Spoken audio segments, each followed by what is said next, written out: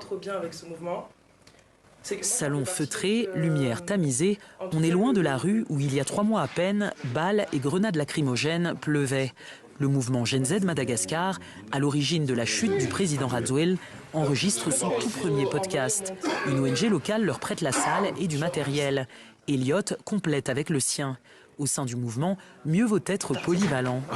Non mais en fait j'arrange un peu et à peu près je participe le temps qu'on trouve quelqu'un pour nous aider.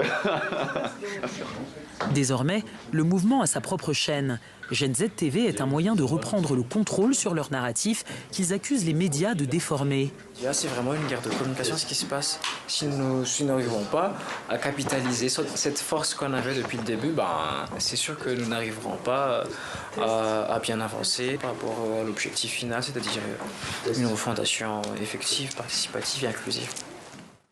Quelques jours plus tard, Mugiwara, Mihar et Elliot figurent parmi ceux qui coordonnent la première assemblée citoyenne de la Gen Z.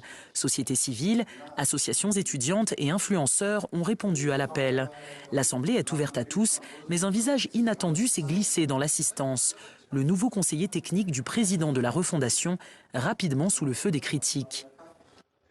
Il y en a qui commencent à donner des ordres au Premier ministre. Les conseillers ont déjà des gens derrière eux. Il y a déjà beaucoup de riches qui agissent dans l'ombre et les incarcérations abusives recommencent. Est-ce que vous allez encore attendre qu'on descende dans la rue pour réclamer cette charte destinée à limiter dans le temps ce régime de transition ? Retour des pratiques du passé et des affairistes proches du pouvoir, jeunesse écartée des prises de décision, la liste est longue.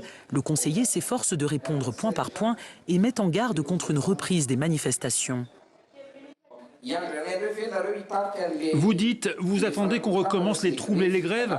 Je pense qu'on n'en est plus à ce stade, car concernant les grèves, l'homme d'affaires Ravatemang et la bande de Rajoelina ont encore en leur possession beaucoup d'argent détourné et ils vont payer des gens pour semer le chaos.